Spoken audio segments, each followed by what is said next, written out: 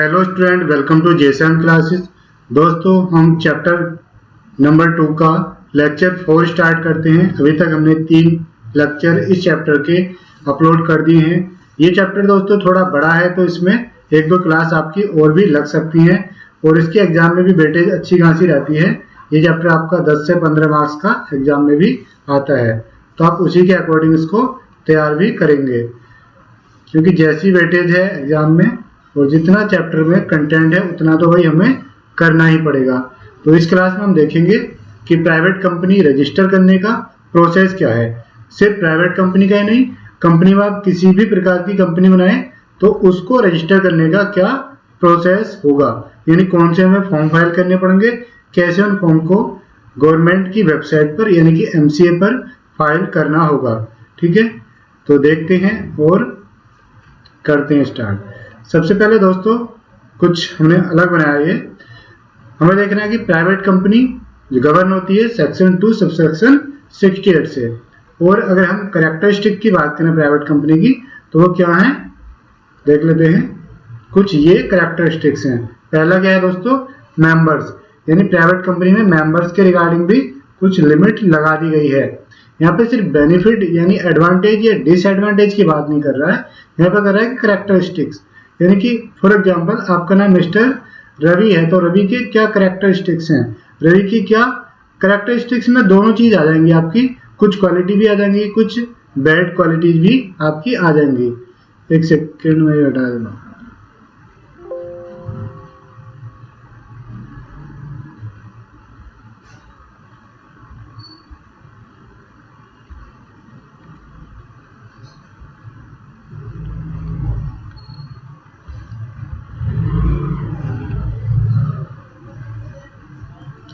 Characteristics में क्या आ जाएंगी, दोनों चीज आ जाएंगी। जैसे कि मेंबर्स के बारे में अगर इन्होंने बात की है तो मेंबर्स में यहाँ पर जो हमारे मिनिमम मेंबर्स की लिमिट है वो भी यहाँ पर बताया गया है, और मैक्सिमम की क्या लिमिट है वो भी प्राइवेट कंपनी के केस में बताया गया है। ठीक है, तो जैसे कि आप देख सकते हैं मिनिमम मेंबर कितने हैं, 2 है, और मैक्सिमम कितने हैं दोस्तों, मैक्सिमम यहाँ पर लिमिट दी गई है 200 की, यानी कि मेंबर्स 200 से ज्यादा नहीं हो सकते। लास्ट क्लास में हमने बताया था मेंबर्स में कौन कौन इंक्लूड होंगे और कौन कौन नहीं। तो जो अगर ज्वाइंट मेंबर है यानी कि किन्हीं 2 बंदों ने मिलकर के कोई शेयर्स ले रखे हैं, तो उन दोनों को, या फिर 2 से ज्यादा अगर ज्वाइंट हैं तो उनको हम कितना मानेंगे, 1 मानेंगे। और जो कंपनी के एम्प्लॉई हैं, अगर ईसॉप के थ्रू, एम्प्लॉय स्टॉक ऑप्शन के थ्रू हमने उनको शेयर कुछ अलॉट किए हुए हैं, तो उनको हम क्या करेंगे, इन मेंबर्स की डेफिनेशन में इंक्लूड ही नहीं करेंगे, यानी 200 मेंबर्स में उनको इंक्लूड ही नहीं करेंगे, चाहे तो वो कंपनी का प्रेजेंट एम्प्लॉय हो या फिर कंपनी के पहले वो एम्प्लॉय थे और अब वो कंपनी के एम्प्लॉय नहीं है, लेकिन वो आज भी कंपनी के मेंबर हैं, उन्होंने अपने शेयर्स रखे हुए हैं, तो क्या हम उन्हें इंक्लूड करेंगे? द आंसर इज नो, उन्हें इंक्लूड नहीं करेंगे। जो अदर देन कंपनी के एम्प्लॉय हैं उन्हीं को हम इंक्लूड करेंगे, और जो अगर ज्वाइंट मेंबर है तो उनको कितना करेंगे, 1 काउंट करेंगे। और चाहे मेंबर के पास 1 शेयर है या 1000 शेयर है, सिर्फ हम नेचुरल पर्सन देखेंगे कि वो कितने हैं। ठीक है, नंबर ऑफ मेंबर्स की यहाँ पर बात की गई है। मैक्सिमम कैपिटल या मिनिमम कैपिटल की प्राइवेट कंपनी के केस में कोई बात नहीं की गई है, मैक्सिमम कैपिटल कितनी भी हो सकती है। अब आती है बात दोस्तों लिमिटेड लायबिलिटी। तो क्या मैं कह सकता हूँ कि कंपनी के केस में लायबिलिटी हर एक मेंबर की, लायबिलिटी ऑफ ईच मेंबर की और शेयर होल्डर की लिमिटेड। लिमिटेड का मतलब कब तक लिमिटेड होगी भाई, कितनी, यानी कि जितने के उन्होंने शेयर सब्सक्राइब किए हैं उतने तक ही लिमिटेड होगी। फॉर एग्जांपल मैंने 100 शेयर सब्सक्राइब किए हैं ABC प्राइवेट लिमिटेड के, और जिसका एक शेयर कितने का, 10 रुपए का है, तो मेरी लायबिलिटी है 1000 रुपए पे करने को, यानी मेरी जो लायबिलिटी है, मैं मेंबर बन गया हूँ, 1000 रुपए पे करने तक ही मेरी लायबिलिटी है, उससे ज्यादा के लिए मैं रेस्पॉन्सिबल नहीं हूं बिल्कुल भी। ठीक है, आप कंपनी के अगर लेनदार हो तो कंपनी से जाकर के बात करो, कंपनी के मैनेजमेंट से बात करो। उसके बाद दोस्तों थर्ड पॉइंट है परपेचुअल सक्सेशन। तो परपेचुअल सक्सेशन में देख लेते हैं। परपेचुअल सक्सेशन का मतलब है कि बिजनेस चलता रहेगा चाहे मेंबर आए या मेंबर जाए। ठीक है, बिजनेस को आपके आने या ना जाने से कोई फर्क नहीं पड़ता है। ठीक है। ए नंबर ऑफ डायरेक्टर्स, दोस्तों एज पर सेक्शन 149 के अकॉर्डिंग अगर कोई प्राइवेट कंपनी है तो उसमें मिनिमम 2 डायरेक्टर होने चाहिए। अगर पब्लिक लिमिटेड है तो कितने होने चाहिए? 3 डायरेक्टर होने चाहिए। अगर ओपीसी है तो कितने होने चाहिए? मिनिमम 1 डायरेक्टर ओपीसी के केस में होना चाहिए। उसके बाद दोस्तों paid up capital, there is no minimum capital requirement, तो मिनिमम कैपिटल की यहाँ पर कोई रिक्वायरमेंट नहीं है। तो इसका मतलब क्या हम 0 रुपए से कंपनी बना सकते हैं? Answer is no. हमने लास्ट क्लास में बात की थी कि हम 0 रुपए से कंपनी अपनी नहीं बना सकते हैं। मिनिमम कैपिटल का मतलब है कि कुछ तो आपको रखनी पड़ेगी। हाँ, मिनिमम में आप 10 रुपए भी रख सकते हैं, फिर भी कोई दिक्कत वाली बात नहीं है।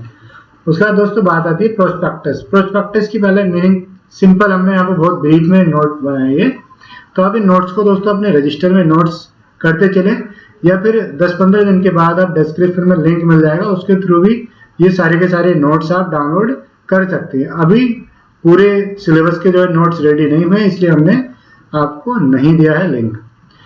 तो प्रोस्पेक्टस क्या है? ए detailed statement of the company affairs which is issued by the company for its public subscription. ये कह रहा है प्रोस्पेक्टस क्या है? डिटेल्ड स्टेटमेंट है कंपनी के अफेयर के बारे में, कि कंपनी का बैकग्राउंड क्या था, कंपनी का प्रॉफिट कैसे चल रहा है, कंपनी में किस तरीके की पॉलिसी जो है बनाई जा रही है, एग्जीक्यूट की जा रही है, उन सब के बारे में। By a company for its public subscription, यानी अगर पब्लिकली हमें कोई अपने शेयर डिवेंचर टाइप के इश्यू करने होते हैं तो उस केस में हमें जो डॉक्यूमेंट इश्यू करते हैं उसको क्या बोलते हैं दोस्तों? प्रोस्पेक्टस बोलते हैं। हाउएवर, सेकेंड लाइन देखिए, हाउएवर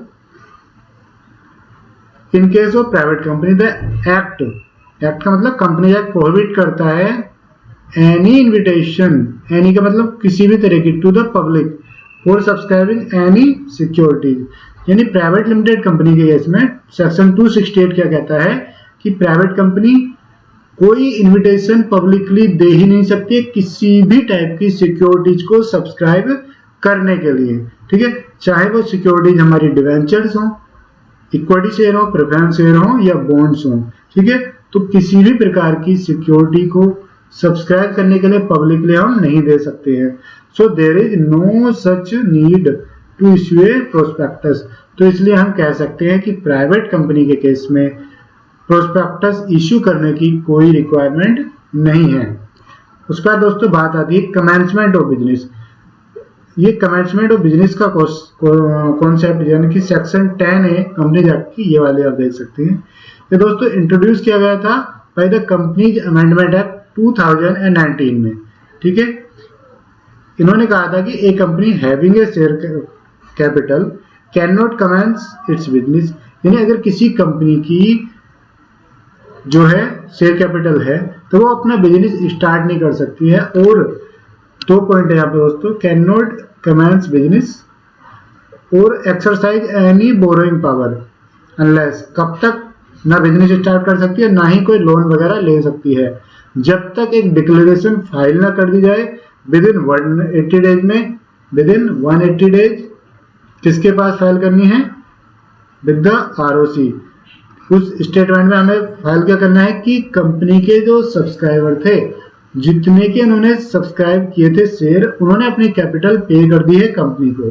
ठीक है, तो इस तरीके से हमें दोस्तों फाइल करना है। ये देख सकते हैं, ये declaration is filed within 180 days of the date of incorporation of the company that every subscriber to the memorandum has paid the value of share, यानी कि दोस्तों हमें इतने टाइम में कंपनी के शेयर अगर हमने सब्सक्राइब किए हैं विद इन 180 डेज यानी अप्रोक्सीमेटली 6 मंथ में, हमें कंपनी की कैपिटल पे ही करनी होती है। अगर हम कंपनी की कैपिटल को पे नहीं करते हैं तो कंपनी के पास राइट है कि कंपनी आपके शेयर को फॉरफिट कर सकती है। ठीक है, और उसके बाद नेक्स्ट है, it is mandatory for all private companies to use the word private limited after its name. जैसे कि कंपनी एक्ट की रिक्वायरमेंट ही है, अगर आप कंपनी प्राइवेट लिमिटेड बना रहे हैं तो उसको अपने नाम के लास्ट में, फॉर एग्जांपल मैं अपनी कंपनी बना रहा हूँ अपने नाम से ही जयविंदर सिंह प्राइवेट लिमिटेड, तो मुझे भी प्राइवेट लिमिटेड लगाना मैंडेटरी होगा। कोई भी आप कंपनी बनाओ तो प्राइवेट लिमिटेड उसके बाद में लगाना जरूरी होता है सफिक्स। ठीक है दोस्तों, अब हम आते हैं प्रोसेस पे। Process for incorporation of A private company देख लेते हैं। देखिए इसमें ये वाला कॉन्सेप्ट, ये वाला चैप्टर काफी इंपॉर्टेंट है और स्पेशली इस चैप्टर की ये वाली क्लास और इससे नेक्स्ट वाली क्लास काफी इंपॉर्टेंट रहेगी दोस्तों। ये आपको रट लेनी है एकदम सही और समझ करके रखनी है, ताकि एग्जाम में थोड़ा बहुत इधर उधर भी आए तो कॉन्सेप्ट आपका क्लियर होना चाहिए और आप उसे कर सकें सही से। तो ये कह रहा है as part of government of India, GOI का मतलब गवर्नमेंट ऑफ इंडिया और EODB ease of doing business. ठीक है, as part of government of India ease of doing business initiative, यानी कि ये गवर्नमेंट ऑफ इंडिया ने ease of doing business initiative लाया गया था। कब लाया गया था दोस्तों? ये लाया गया था लास्ट ईयर 2020 के स्टार्टिंग में। MCA has notified and developed deployed a new web form. New web form का मतलब spice plus, pronounced spice plus, जिसका नाम क्या है? स्पाइस और प्लस का सिंबल है, लेकिन हम इसको बोलते क्या है? प्रोनाउंस किया जाता है स्पाइस PLUS प्लस। तो उससे पहले क्या था? हमारे पास स्पाइस फॉर्म था। ठीक है, उससे पहले हमारे पास क्या था? स्पाइस फॉर्म था और स्पाइस फॉर्म में हमारी कंपनी इनकॉर्पोरेट की जाती थी। तो न्यू फॉर्म जो आया रिप्लेस कर दिया न्यू फॉर्म ने पुराने वाले स्पाइस फॉर्म को, और इसका नाम क्या हो गया? स्पाइस प्लस हो गया। और इन्होंने दोस्तों वेब बेस कर दिया। ये भी पहले हम क्या करते थे? फॉर्म डाउनलोड करते थे PDF फॉर्म में, MCA फॉर्म डाउनलोड से उसको फिल करते थे और उसको अपलोड कर देते थे। लेकिन अब हमें क्या करना है? ऑनलाइन ही फॉर्म को फिल करना है वेब फॉर्म में। जैसे आप डायरेक्टर KYC करते हैं वैसे ही इसमें डिटेल फिल करनी है और ये सारी की सारी चीजों को ऑनलाइन ही वेरीफाई कर लेगा। और फॉर्म फिल करने के बाद आपको डाउनलोड करना है और DSC अटैच करके अपलोड करनी है। तो इस प्रोसेस को किस तरीके से करना है उसको हम देखते हैं। तो स्पाइस प्लस जो हमारा फॉर्म है ये दोस्तों हमें देता है 10 सर्विस, यानी कि ये हमें 10 सर्विस देता है एक ही फॉर्म में, यानी कि पूरे के पूरे जो एक ही फॉर्म का मतलब है कि स्पाइस प्लस के साथ में बाकी भी जो एंसिलरी फॉर्म है बाई। और जो हमारी 10 सर्विस आएंगी दोस्तों वो आएंगी 3 उसमें सेंट्रल गवर्नमेंट मिनिस्ट्री या डिपार्टमेंट होंगे सेंट्रल गवर्नमेंट के, जैसे कि मिनिस्ट्री ऑफ कॉर्पोरेट अफेयर्स एक हो गया, मिनिस्ट्री ऑफ लेबर हमारा एक है, और उसके बाद हमारा department of revenue in ministry of finance, and 1 state government. State government कौन सी है? Maharashtra state government. क्या महाराष्ट्र स्टेट गवर्नमेंट कौन सा देती है दोस्तों? तो ये देती है प्रोफेशनल टैक्स का रजिस्ट्रेशन। क्योंकि आपको अगर पता नहीं है तो प्रोफेशनल टैक्स का रजिस्ट्रेशन जो है कुछ ही स्टेट में मैंडेटरी है। ठीक है, यानी कि महाराष्ट्र में स्पेशली इसको मैंडेटरी कर दिया गया है। तो ये स्टेट गवर्नमेंट के हैंड में पावर है कि कब किसी एम्प्लॉय को इसके रिगार्डिंग नोटिस सेंड करेगी या फिर कब टैक्स को लिवाई कर सकती है। तो 3 हमारी ये होगी सेंट्रल गवर्नमेंट की मिनिस्ट्री और एक हमारा हो गया स्टेट का डिपार्टमेंट। ठीक है, आगे देखते हैं applicable for all new company, यानी कि ये जो स्पाइस प्लस यानी कि 10 सर्विस वाला कॉन्सेप्ट किस पर एप्लीकेबल होगा? Applicable for all new companies incorporated, जो कब के बाद, यानी कि 23 ऑफ Feb 2020 के बाद अगर कोई कंपनी हमारी इनकॉर्पोरेट होगी तो उस पर ये कॉन्सेप्ट अप्लाई होगा। ठीक है, देख सकते हैं ऑल न्यू कंपनी पर अप्लाई होगा। कंपनी चाहे वो किसी भी तरह की हो, प्राइवेट लिमिटेड हो, पब्लिक हो, निधि हो, ठीक है, सेक्शन 8 हो, सभी टाइप्स की यहाँ ये कंपनी यहाँ पर कवर हो जाएंगी, चाहे वो प्रोड्यूसर कंपनी ही क्यों ना हो। ठीक है, सभी को 10 सर्विस वाला कॉन्सेप्ट फॉलो करना होगा। अब दोस्तों हम देख लेते हैं कि जब हम अपनी कंपनी इनकॉर्पोरेट करेंगे स्पाइस प्लस के थ्रू तो हमें कौन से फॉर्म फाइल करने होंगे, यानी कितने हमें फॉर्म फाइल करने होंगे। तो देख लेते हैं। In case of all companies except section 8 company, यानी सेक्शन 8 कंपनी को छोड़ करके बाकी सभी कंपनी के केस में हमें कौन सा फाइल करना है? एक तो हो गया हमारा स्पाइस प्लस जिसका नाम है INC 32, और विद स्पाइस प्लस किसके साथ हमें फाइल करना है? With EMOA। ई का मतलब इलेक्ट्रॉनिक फॉर्म में एक MOA बनाना है और जिसका नाम क्या है? INC 33। और उसके बाद है EAOA और उसका नाम क्या है? INC 34। उसके बाद है दोस्तों एजाइल प्रो, जो कि पहले इनिशियली एजाइल नाम से था, अब इसको एजाइल प्रो कर दिया है और जिसका नाम है INC 35। इसके बाद हमें देना है ई डिक्लेरेशन, जिसका नाम है IMC 9। तो ये जो हमें 5 फॉर्म फाइल करने हैं दोस्तों, ये हमें लिंक फॉर्म में फाइल करने हैं। यानी अगर कुछ बच्चों ने ट्रेनिंग वगैरह की हुई है तो उनको पता होगा कि अगर हम MCA पर लॉगिन करते हैं तो और अपलोड फॉर्म में जाते हैं तो वहाँ पर हमसे पूछता है ऑप्शन कि आप नॉर्मल फाइलिंग कर रहे हैं और या फिर रिसबमिशन कर रहे हैं। और नॉर्मल फाइलिंग के अंडर अगर आप क्लिक करेंगे तो आपसे पूछेगा कि क्या ये फॉर्म लिंक फॉर्म तो नहीं है। तो अगर आप लिंक पर क्लिक कर देंगे तो पहले हमें लिंक का मतलब है कि सारे के सारे फॉर्म एक साथ अपलोड कर सकते हैं। तो आप प्रैक्टिकली भी ये ट्राई करके देख सकते हैं। तो पहले हमें इसी दोस्तों सीक्वेंस में वो अपलोड भी करने हैं MCA की वेबसाइट पे 32, 33, 34, 35 एंड 9 इसी सीक्वेंस में हम अपलोड भी करने हैं, अदरवाइज वो एरर शो कर देगा कि form are not in sequence. अब बात होगी all companies other than section 8। अब हम बात करते हैं सेक्शन 8 के केस में क्या फॉर्म होंगे। तो सेक्शन 8 क्या है दोस्तों, एक NGO टाइप की कंपनी है, यानी कि नॉट प्रॉफिट एंटिटी है, नॉट फॉर प्रॉफिट है ये, जिसको हम NPO भी बोल सकते हैं। ठीक है, तो इसमें हमारा स्पाइस प्लस यानी कि IMC 32 सेम रहेगा। और उसके बाद क्या आता है, इसके साथ हमें क्या फाइल करना है, IMC 32 के साथ हमें करना है विद EMOA। लेकिन MOA सेक्शन 8 कंपनी के केस में किस में होगा, IMC 13 में होगा। EAOA सेक्शन 8 कंपनी के केस में किस में होगा, IMC 31 में होगा। एजाइल प्रो हमारा सेम है और IMC 9 भी दोस्तों हमारा सेम है। कुछ एक केसेस में IMC 34, 35 और 9 हमारे क्या जाएंगे दोस्तों, फिजिकल फॉर्म में हमें प्रिंट आउट निकाल के, यानी कि हमें वर्ड में बना करके प्रिंट आउट निकाल के साइन करके एज ए अटैचमेंट दिखाने हैं IMC 32 के। ठीक है, लेकिन वो कुछ एक केसेस कौन से होंगे आगे हम वो भी डिस्कस करेंगे। लेकिन नॉर्मली हम ई फॉर्म में ही इनको अपलोड करेंगे, अटैच करके नहीं करेंगे। ठीक है, कुछ एक केसेस में, एक तो सेक्शन 8 के केसेस में हो जाएगा। अगर हम सेक्शन 8 कंपनी बना रहे हैं तो इसमें भी ये होगा कि हम फिजिकल ही उनको क्या करेंगे, प्रिंट आउट लेकर के साइन करके और 32 में अटैच करेंगे, इसमें अटैच कर देंगे, तभी हम सिर्फ AOA और MOA को जो हमारा जाएगा एजाइल और IMC 9 वो हमारा सेम जाएगा। ठीक है, यानी कि ई फॉर्म में ही जाएगा। कुछ केसेस में IMC 9 भी हम फिजिकल फॉर्म में देंगे, आगे देखते हैं वो भी क्या केस होगा हमारा। अब देखते हैं दोस्तों फीचर्स हैं कुछ स्पाइस प्लस के। ठीक है, तो स्पाइस प्लस क्या है, एक इंटीग्रेटेड फॉर्म है और जो कि वेब बेस्ड है। इंटीग्रेटेड का मतलब है कि इसमें कई सारी सर्विस हमारी एक साथ ही मिल जाती हैं।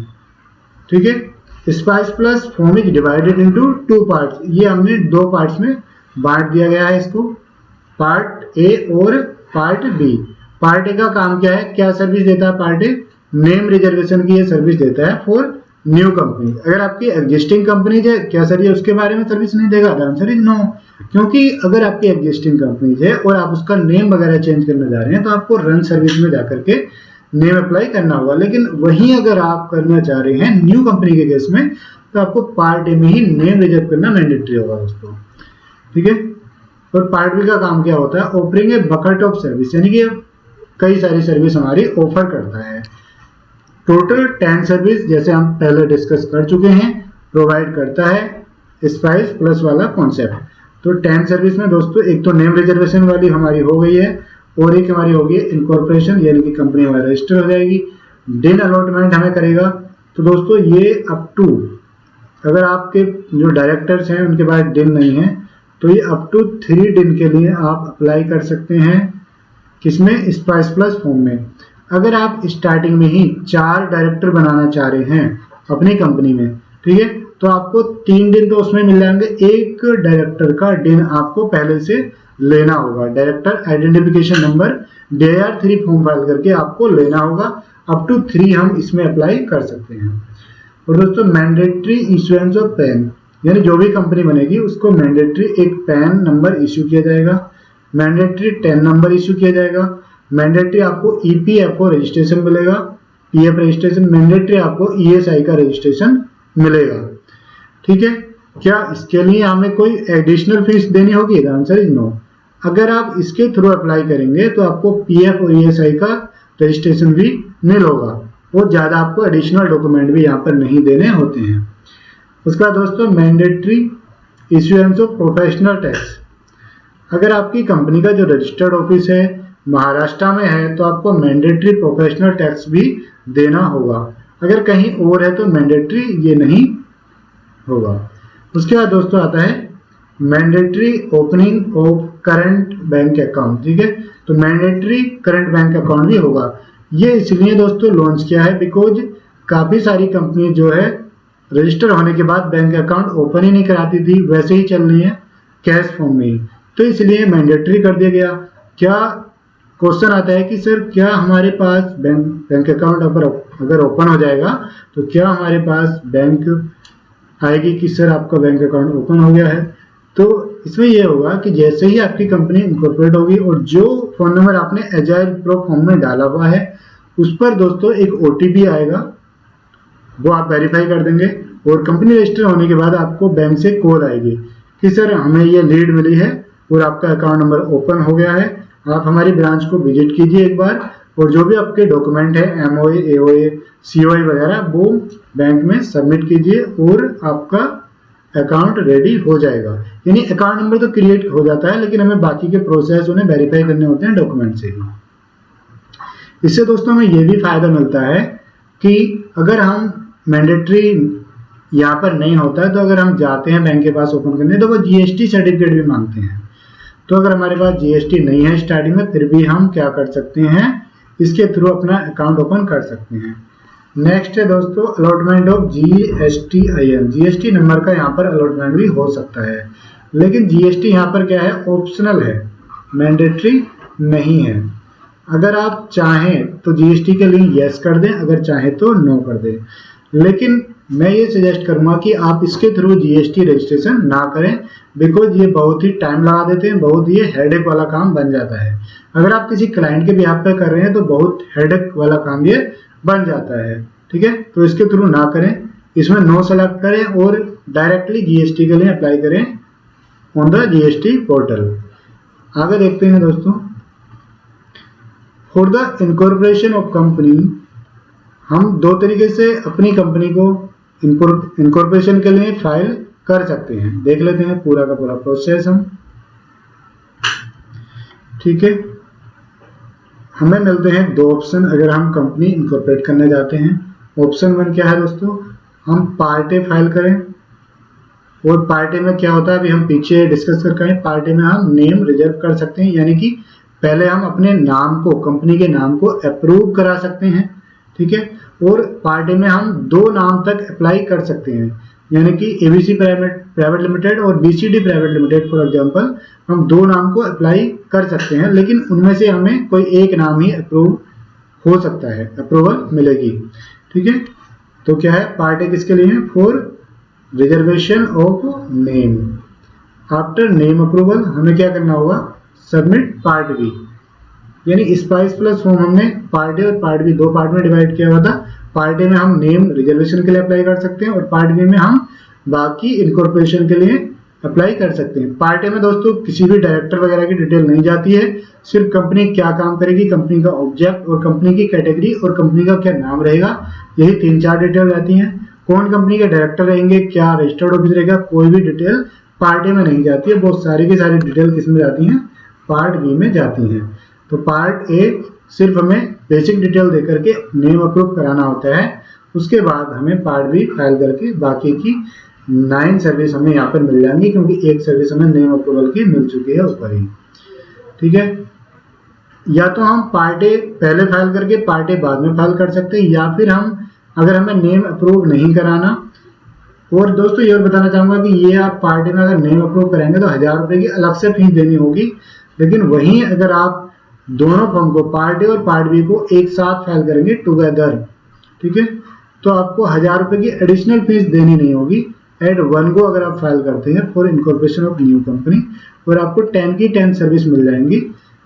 और आपको जो फीस स्पाइस प्लस में स्टैम्प ड्यूटी लगती है, अगर आप 15 लाख रुपए तक की कैपिटल लगती है तो रजिस्ट्रेशन फीस तो है नहीं है। स्टैम्प ड्यूटी दोस्तों स्टेट का मैटर है, तो हर स्टेट की अलग अलग हो सकती है। ठीक है, जैसे आप दिल्ली की करेंगे तो 400-500 रुपए की लगभग आ जाएगी। ठीक है,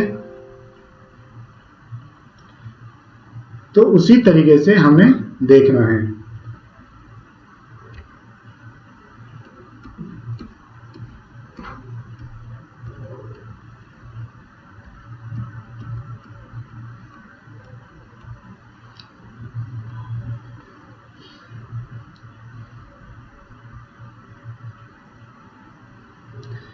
तो अगर स्टैम्प ड्यूटी, जैसे कि अगर आप पंजाब में करेंगे तो पंजाब की 10,000 रुपये की स्टैम्प ड्यूटी है, और पैन 10 के आपको 160 प्लस रुपये अलग से देने होंगे। ठीक है, तो यहाँ पर अगर आपका नेम आप देख ले, नेम आपका यूनिक है, कोई नेम में ऐसा नहीं लग रहा कि मिलता जुलता है किसी से, तो डायरेक्टली भी अप्लाई कर सकते हैं part A and part B को मिला करके, यानी टुगेदर। ठीक है, अगर आपको लग रहा है कि नाम मुझे पहले अप्रूव कराना है, ठीक है, तो आप पार्ट ए पहले अप्लाई करें। लेकिन अगर मान लो पार्ट ए और पार्ट बी हमने एक साथ फाइल करा और हमें अपना नेम नहीं मिला, यानी नेम में कुछ दिक्कत आ गई है, तो हमारा क्या आएगा दोस्तों, उस केस में रीसबमिशन आएगा।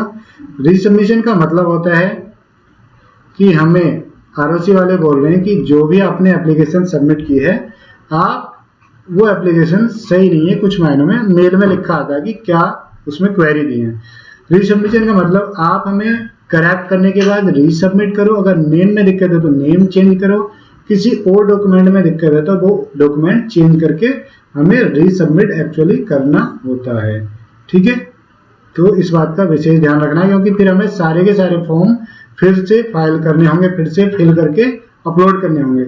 लेकिन वहीं अगर हमारा पार्ट ए में हम अलग से करते हैं और रीसबमिशन आ जाता है, तो सिर्फ हमें पार्ट ए फाइल करना होगा, रीसबमिट करना होगा।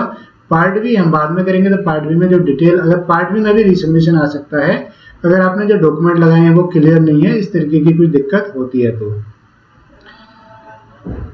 दोस्तों ये मैंडेटरी हो गया है 23 फेब से 2020 से, ये हम बात कर चुके हैं। और जो रन सर्विस है, यानी मैंने बताया था आपको, run service is applicable only for change of name of an existing company. अगर आपकी कोई पुरानी कंपनी है, यानी कंपनी एक बार बन गई है और उसके बाद में आप कंपनी का नाम चेंज करना चाह रहे हैं, तो पहले आपको नेम अप्रूव कराना होगा। और नेम चेंज का क्या प्रोसेस है वो हमारे चैनल पर वीडियो आ जाएगी, आप देख सकते हैं। तो अगर एग्जिस्टिंग कंपनी के केस में आप नेम चेंज करना चाहते हैं, तो आपको स्पाइस प्लस पार्ट ए में नहीं जाना है, आपको किस में जाना है, रन सर्विस में जाना है और वहां से अपना नेम अप्रूव कराना है। इंपॉर्टेंट दोस्तों, हम कुछ पॉइंट्स देख लेते हैं। Declaration of by all subscriber, यानी डिक्लेरेशन किस में जाएगी दोस्तों, INC 9 में हम बात कर चुके हैं। Declaration bye all subscriber and first director in INC 9 is auto generated in PDF format and to be submitted only in electronic form in all cases। दोस्तों जब हम स्पाइस प्लस फॉर्म फिल करेंगे, हमने पार्ट ए, पार्ट बी और MOA, AOA, agile form fill कर दिया है, तो INC 9 हमारा ऑटो जनरेट होकर उनके नीचे आ जाएगा, हमें अलग से कुछ भी इसमें फिल करने नहीं होता है।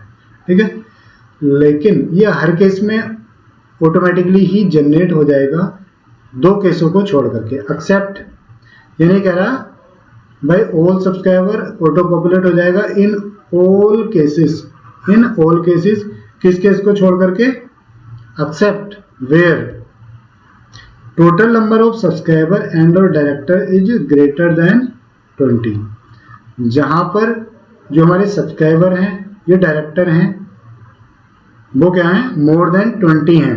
ठीक है, तो उस केस में हमें फिजिकली क्या करना होगा, स्कैन करके अटैच करने होंगे, किसमें, पार्ट बी फॉर्म में। सेकंड केस है दोस्तों, अगर हमारा जो सब्सक्राइबर हैं, एनी सब्सक्राइबर और डायरेक्टर हैज नीदर डिन और नोर पैन। दोस्तों हमने पीछे डिस्कस किया था कि अगर जो आपके कंपनी में डायरेक्टर होने वाले हैं, यानी प्रपोज्ड डायरेक्टर हैं, उनके पास क्या नहीं है, डिन नहीं है, डायरेक्टर आइडेंटिफिकेशन नंबर नहीं है, तो आप अप टू 3 डिन अप्लाई कर सकते हैं पार्ट बी में, यानी अप टू 3 डिन आप ले सकते हैं। दोस्तों यहाँ पर यह भी फायदा मिलता है कि अगर आप डिन का फॉर्म अलग से अप्लाई करेंगे, यानी DIR 3 डिन का फॉर्म होता है, ठीक है, तो उसमें फीस होती है गवर्नमेंट की 500 रुपये पर डिन की। लेकिन वहीं आप अगर स्पाइस प्लस पार्ट बी में फाइल करेंगे तो आपको अप टू 3 दिन आपको फ्री में मिल जाएंगे। ठीक है, यहाँ पर आपको नो एडिशनल फीस देनी होगी, तो आपको नो एडिशनल फीस में आपको 3 दिन तक मिल जाएंगे। ठीक है, लेकिन अगर कोई इंडियन पर्सन है, यानी इंडियन सिटीजन है या फिर इंडियन रेजिडेंट है, तो उसके लिए पैन कार्ड यहाँ पर मैंडेटरी हो जाता है, पैन नंबर मैंडेटरी हो जाता है। लेकिन अगर कोई फॉरेन सिटीजन है, यूके का कोई पर्सन है, या यूएसए का है, यानी किसी भी कंट्री का है, फॉरेन है वो, तो उसके पास ऑब्वियसली बात है कि पैन होना जरूरी नहीं है। ठीक है, तो हम क्या करेंगे, अगर पैन नहीं है, डिन नहीं है, तो उस केस में जो उनका पासपोर्ट नंबर होता है उससे उनको आइडेंटिफाई करेंगे और इस फॉर्म में हम पासपोर्ट नंबर उनका एंटर कर देंगे। ठीक है, तो जिस पर्सन के पास डिन और पैन नहीं है, यानी कि वो फॉरेन पर्सन है, उससे भी हम INC 9 की डिक्लेरेशन दोस्तों साइन कराएंगे, किस फॉर्म में, PDF फॉर्म में ही। ठीक है, यानी कि हम प्रिंट करके, स्कैन करके और अटैच करेंगे पार्ट बी में। अगर आपकी कंपनी में 2 डायरेक्टर हैं, एक डायरेक्टर इंडियन सिटीजन है और एक फॉरेन सिटीजन है, तो जो एक डायरेक्टर होंगे हम उनका क्या करेंगे, उनका ऑटो पॉपुलेट हो जाएगा, या फिर एक का हम स्कैन करके लगाएंगे। आगे देख लेते हैं। तो maximum detail of subscribers are 7। In case of more than 7 subscriber हैं तो हमें फिजिकली, ये हमारा नेक्स्ट कॉन्सेप्ट है दोस्तों, अगर हमारी कंपनी में जो सब्सक्राइबर हैं अप टू 7 है, चाहे वो प्राइवेट है या फिर पब्लिक है, प्राइवेट में मिनिमम 2 मेंबर होने चाहिए और पब्लिक में 7।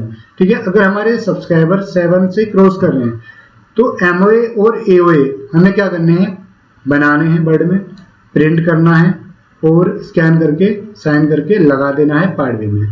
ठीक है, तो एक तो ये हो गया अगर मोर देन 7 सब्सक्राइबर हैं, और एक हो गया अगर सेक्शन 8 कंपनी है। ठीक है, maximum details of directors are 20, यानी कि दोस्तों हम स्पाइस प्लस फॉर्म में अप टू 20 डायरेक्टर्स की ही डिटेल दे सकते हैं, उससे ज्यादा की नहीं दे सकते हैं। ये क्यों है, क्योंकि कंपनीज एक्ट की सेक्शन 149 ही हमें बताती है कि नॉर्मली 20 डायरेक्टर्स ही आपकी कंपनी में हो सकते हैं। उसके बाद maximum 3 directors are allowed for filing application for DIN while incorporating a company. हम डिस्कस कर चुके हैं कि मैक्सिमम 3 डायरेक्टर्स के डिन के लिए ही हम अप्लाई कर सकते हैं स्पाइस फॉर्म में। ठीक है, जो कि हमें विद नो एडिशनल कॉस्ट में मिल जाते हैं, यानी कि हमें अगर हम वैसे अप्लाई करेंगे तो हमें क्या होगा, 500 रुपये पर दिन के देने होंगे और यहाँ पर हमें फ्री मिल जाते हैं। तो गाइस आगे देखते हैं, आगे हमारा मेन प्रोसेस स्टार्ट हो गया है। तो वीडियो को पूरा देखिएगा, ये आपकी प्रैक्टिकल लाइफ में भी बहुत ज़्यादा हेल्पफुल होने वाली है।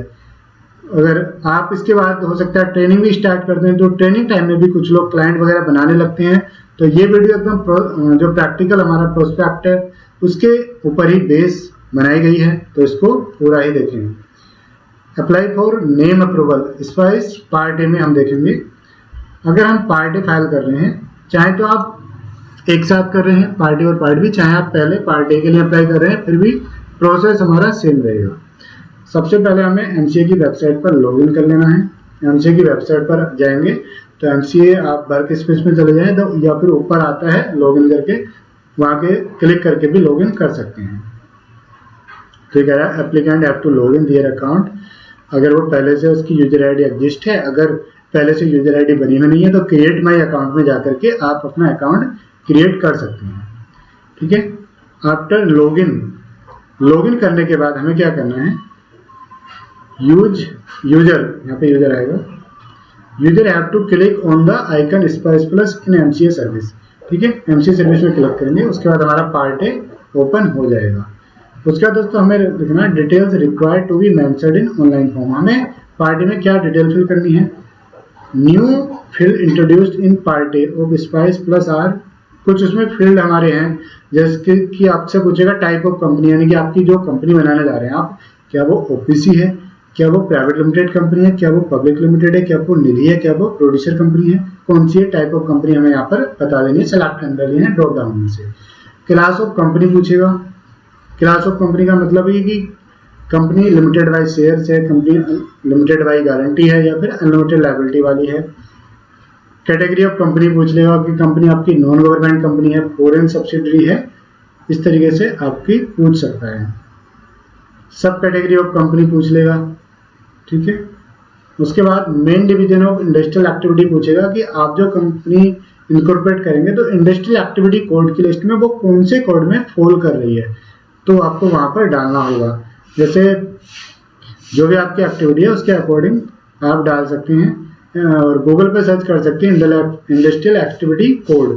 ठीक है, उसके बाद दोस्तों हमें प्रोपोज्ड नाम देने हैं। अगर हम पार्ट ए के लिए सिर्फ अप्लाई कर रहे हैं तो हम अप टू 2 नेम उसमें दे सकते हैं। ठीक है, अगर हम डायरेक्टली कर रहे हैं पार्ट ए और पार्ट बी तो हमें एक नाम ही उसमें देना होगा। उसके बाद दोस्तों हमें ऑब्जेक्ट अपना मेंशन करना है कि हम किस पर्पज के लिए, किस ऑब्जेक्ट के लिए, किस एक्टिविटी के लिए अपनी कंपनी को रजिस्टर करने जा रहे हैं। तो देखते हैं दोस्तों, step 1 apply for name reservation भी पार्ट ए ही चल रहा हमारा।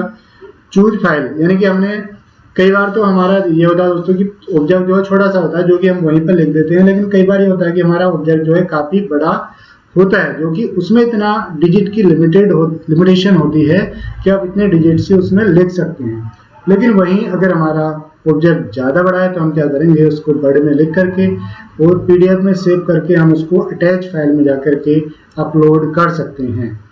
सबमिशन ऑफ फॉर्म, उसके बाद में हम फॉर्म को अपना एमसीए की वेबसाइट पर सबमिट कर सकते हैं। After completion of above steps user shall submit the form with MCA website.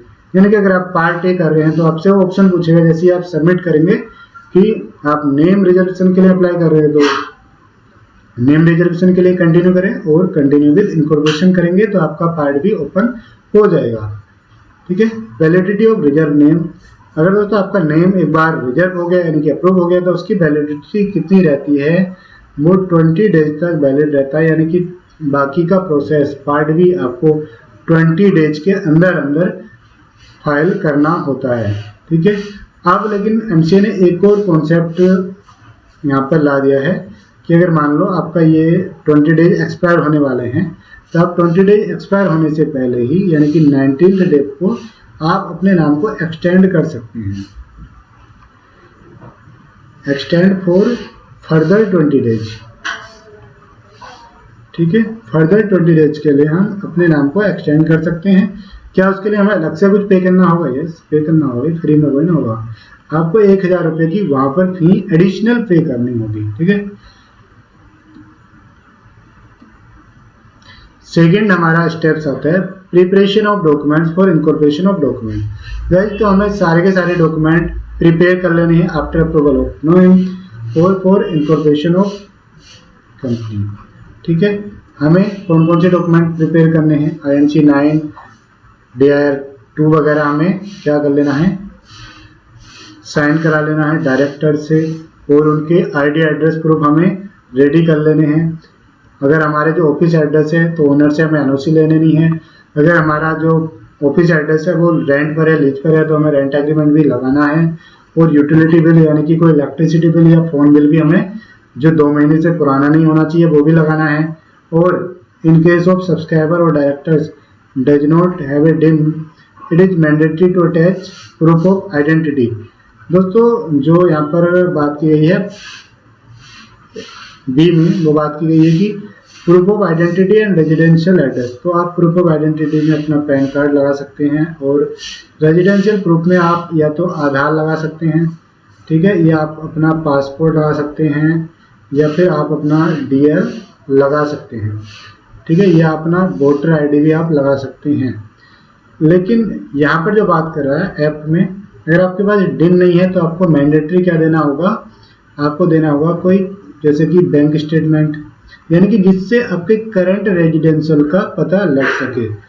Phone bill या इलेक्ट्रिसिटी बिल, गैस बिल, जो कि आपके नाम पर होना चाहिए। अगर आपके फादर के नाम पे तो वो यहाँ पर काम नहीं करेगा, उस केस में आप बैंक स्टेटमेंट लगा सकते हैं। ठीक है, और जो हमारे सारे के सारे सब्सक्राइबर हैं उनका हम डिजिटल सिग्नेचर यानी कि DSC भी रेडी करा लेंगे। ठीक है, तभी हम पार्ट बी अपना रेडी कर पाएंगे जब हमारे पास ये सारी की सारी डिटेल्स होंगी। ठीक है, तो अगर आप डिजिटल सिग्नेचर दोस्तों बनवाना चाहते हैं तो मेरी मेल ID कमेंट में दी हुई है, तो आप मुझे मेल करके इंक्वायरी कर सकते हैं। या फिर इनकॉर्पोरेशन से रिलेटेड कोई भी हेल्प चाहिए तो आप मेल करके यहाँ पर कॉन्टैक्ट कर सकते हैं और कुछ हम सजेशन फ्री भी देते हैं, कुछ हमारी पेड भी है तो आप ले सकते हैं। स्टेप 3 आता है fill the information in part B. तो पॉइंट्स हमें हमें जो हमने पीछे इंफॉर्मेशन देखी थी वो हमें सारी की सारी फिल कर देनी है, यानी कौन कौन मेंबर होंगे, मेंबर्स का कितना शेयर होगा कैपिटल में, और उनके क्या ईमेल आईडी फोन नंबर रहेंगे, क्या एड्रेस रहेगा, वो सारा का सारा हमें फिल कर देना है। कुछ फिल करते टाइम हमें कुछ बातों का ध्यान रखना है, उन्हीं बातों की हम बात करते हैं स्टेप 3 में। मैक्सिमम डिटेल ऑफ सब्सक्राइबर की हम 7 ही यहाँ पे दोस्तों कर सकते हैं। In case of more then अगर हमारे 7 सब्सक्राइबर हैं तो हमें फिजिकली एमओए और एओए साइन करा के अटैच करना होगा, किसमें, पार्ट बी में, या फिर या तो मोर देन 7 है तब फिजिकली साइन करके अटैच करना होगा, या फिर अगर हमारी कंपनी के सब्सक्राइबर में से कोई भी सब्सक्राइबर आउटसाइड इंडिया का है, यानी कि जो हमारे मेंबर हैं आउटसाइड इंडिया के बनने वाले हैं, तो उस केस में हमें क्या करना होगा, signing at the place outside India. उस केस में भी हमें एमओए और एओए प्रिंट करके फिजिकली साइन करा करके अटैच करने हैं पार्ट बी में। उसके बाद दोस्तों कंपनी हैज टू पे स्टैम्प ड्यूटी पे करनी है कंपनी को, जो कि एक स्टेट का मैटर है, स्टेट टू स्टेट डिफर करती है। और अगर आपकी authorised capital up to 15 lakh है तो आपको सिर्फ स्टैम्प ड्यूटी पे करनी है, रजिस्ट्रेशन फीस नहीं पे करनी है। और आप मैक्सिमम 3 दिन के लिए ही अप्लाई कर सकते हैं, ठीक है, स्पाइस प्लस फॉर्म में। अगर आपको 3 से ज़्यादा डायरेक्टर स्टार्टिंग में अपॉइंट करने हैं तो आप पहले से एक डायरेक्टर का 10 DIR 3 फॉर्म फाइल करके ले सकते हैं, तब आप पार्ट बी में अप्लाई कर सकते हैं। Only 1 name can be apply through spice form. अगर हम पार्ट ए और पार्ट बी दोस्तों साइमल्टेनियसली कर रहे हैं तो हमें एक नाम ही हम अप्लाई कर सकते हैं। नेक्स्ट आता है step 4, preparation of MOA AOA in electronic और फिजिकल फॉर्म। तो हमें क्या कर लेना है, जैसे हमारा part B about to complete होगा तो हमें क्या कर लेना है दोस्तों, पार्ट बी के बाद में हमें आना है एमओए पर, और हमें अपना एमओए और एओए में सारी की सारी डिटेल, एमओए में जैसे कि हमारा क्या रहेगा, हमारा मेन ऑब्जेक्ट क्या हमारा रहेगा, एंसिलरी ऑब्जेक्ट, और नीचे सब्सक्राइबर की डिटेल हम डाल देंगे। ये डिटेल कैसे करनी है मैं आपको एक फिल करके दिखा दूंगा, ठीक है, जो कि वर्ड फॉर्मेट में भी और ई फॉर्मेट में भी, ठीक है। तो ये दोनों की बात कर रहा है कि चाहे तो आपका प्रोसेस फिजिकल हो या फिर इलेक्ट्रॉनिक हो, दोनों केस में आपको यही करना है, ठीक है। उसके बाद हमें फॉर्म एक बार फिल हो जाएंगे तो डाउनलोड करके हमें DSC लगाना है सभी सब्सक्राइबर और डायरेक्टर के। और हमें ये दोस्तों मेक श्योर प्रोफेशनल, यानी कि जो हमारे सर्टिफिकेट यहाँ पे हमें सर्टिफाई कराना होता है किसी प्रोफेशनल से। प्रोफेशनल यहाँ पे कौन हो सकते हैं, प्रैक्टिसिंग CA, प्रैक्टिसिंग CS या प्रैक्टिसिंग CMA। उनसे हमें अपने जो कंपनी प्रोवाइड करें उनको सर्टिफाई कराना होता है, ठीक है। तो हमें ये कह रहा है कि make sure professional and subscriber sign the form on the same date. अगर सेम डेट को साइन नहीं करते हैं तो आपके फॉर्म अपलोड नहीं होंगे, उसमें एरर आ जाएगी। नेक्स्ट हम स्टेप देखते हैं, step 5, fill details of PAN and TAN. हमने दोस्तों देखा कि अगर हम नई कंपनी बनाते हैं तो पैन और टैन इश्यू करना मैंडेटरी होता है, ठीक है। It is mandatory to mention details of PAN and TAN. और पैन टैन का हमें एक्चुअली वहाँ पे एरिया कोड वगैरह डालना होता है, AO कोड वगैरह, जो कि हमें स्पाइस प्लस फॉर्म की जो हेल्प किट होती है वहाँ पर मिल जाएगी। तो हेल्प किट का मैं डिस्क्रिप्शन में लिंक दे दूंगा, या फिर आप MCA की वेबसाइट से जाकर के भी डाउनलोड कर सकते हैं। तो हेल्प किट में आपको इंडस्ट्रियल एक्टिविटी कोड मिल जाएगा, और हेल्प किट में ही आपको स्पाइस फॉर्म से रिलेटेड एरिया कोड यानी पैन टैन से रिलेटेड भी जानकारी मिल जाएगी, और कैसे पूरे फॉर्म को फिल करना है ये भी आपको मिल जाएगा। उसके बाद आता है स्टेप 6। स्टेप 6 में दोस्तों हम एजाइल फॉर्म की एक्चुअली बात करते हैं। तो हमें वहाँ पर लिख देना है कि अगर हम GST के लिए अप्लाई कर रहे हैं तो हमें सेलेक्ट करना है कि यहाँ yes we are also applying for GST। अगर हमें नहीं फिल करना तो हम नो कर देंगे। लेकिन मैंने क्या सजेस्ट किया था कि अगर आपको GST चाहिए भी फिर भी आप GST यहाँ से अप्लाई मत कीजिए, बिकॉज GST यहाँ भी फ्री है और वहाँ भी फ्री है, तो GST पोर्टल से जाकर के ही अपलोड करना बेटर रहेगा। और हम बाकी की कुछ डिटेल डाल देंगे, जैसे कि हमें EPF ESI से रिलेटेड वो कुछ डिटेल मांगेगा तो हम सारी की सारी डिटेल फिल कर देंगे। बैंक अकाउंट से रिलेटेड मांगेगा तो कौन सा बैंक अकाउंट हमें यहाँ पर डालना है, कौन सी बैंक अकाउंट में ओपन कराना चाहते हैं उसका पूछेगा, वो सिलेक्ट कर देना है। और इसी तरह से हमारे ऊपर के सारे स्टेप्स फिल हो जाते हैं। हमारा part B MOA agile pro अगर हमने सेव कर दिया है, सबमिट कर दिया है, उसके बाद हमारा जो है दोस्तों आ गया है IMC 9 हमारा ऑटो जनरेट होकर के PDF फॉर्मेट में आ जाएगा। और सबमिशन ऑफ IMC 32, 3, 4 और एजाइल का मतलब है 35 on MCA website with IMC 9। तो हमें ऑल 5 यहाँ पर IMC 9 भी आएगा। तो हमें ऑल 5 डॉक्यूमेंट यानी कि 5 फॉर्म यहाँ पे मैंने ये भी कर दिया है, लिंक फॉर्म में फाइल करने ऑन द MCA वेबसाइट और पेमेंट कर देना है। ठीक है, लिंक फॉर्म में फाइल करके हमें पेमेंट कर देना है।